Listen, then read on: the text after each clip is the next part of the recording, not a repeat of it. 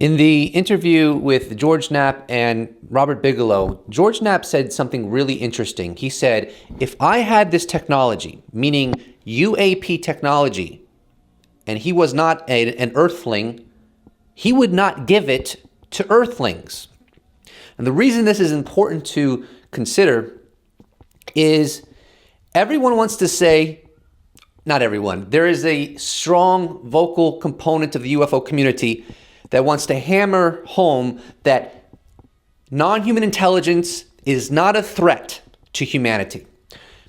One great counter argument to this zealousness, because in my opinion, we don't know, is that if non-human intelligence is crashing in any way, shape, or form, and nation states are acquiring this technology, the moment they're able to back engineer it, non-human intelligence has suddenly become a threat by definition, because it could create an arms race. It could lead to war. It could lead to the killing of other human beings because maybe that nation state was like, wow, we just back engineered it. Now let's invade countries X, Y, and Z. Now, I already know the counter argument.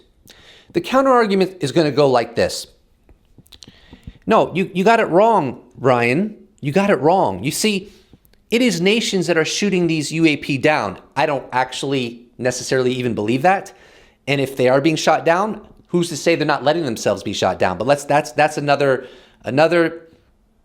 subject matter that I'm not going to go into within this video. But it just amazes me the assumptions the UFO community loves to make.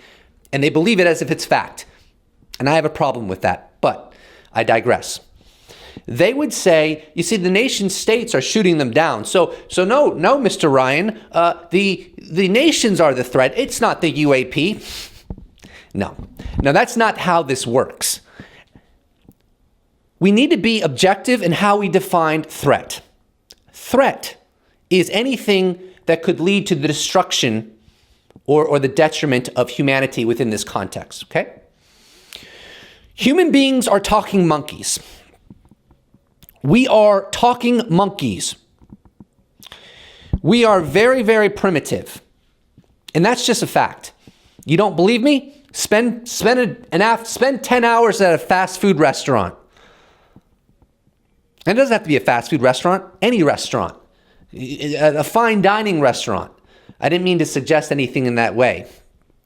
But the point I'm trying to make is we are unpredictable, we are irrational, we get in fistfights, we get in wars of words. We're a real piece of work in many, many respects. That's who we are. You know, that's just reality.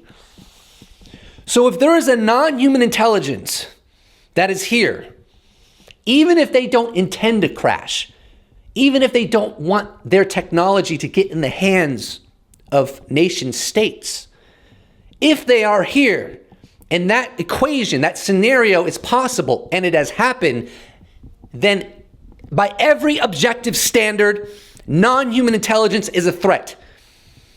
Now, where you're logically making a mistake, in my humble opinion, I should say very enthusiastic opinion, but still humble. Maybe I'm wrong, but this is just how I see it.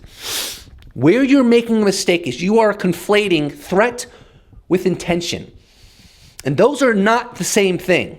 It doesn't matter what the intention is of the non-human intelligence. It doesn't matter whether it doesn't want its technology to get into human hands or whether it does. That has absolutely nothing to do with the question. Is non-human intelligence a threat?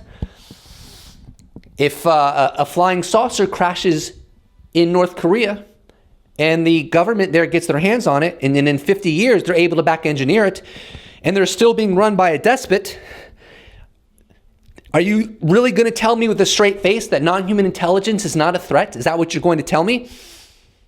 At what point does your take on this subject become so illogical that it's not even, that it's no longer a realistic discussion? You're just part of a religion. At what point? We have to strive to be realistic and rational and objective.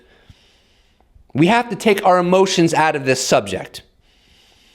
Otherwise, no one's going to take us seriously. Government officials aren't going to take us seriously. Militaries are not going to take us seriously. Scientists are not going to take this seriously.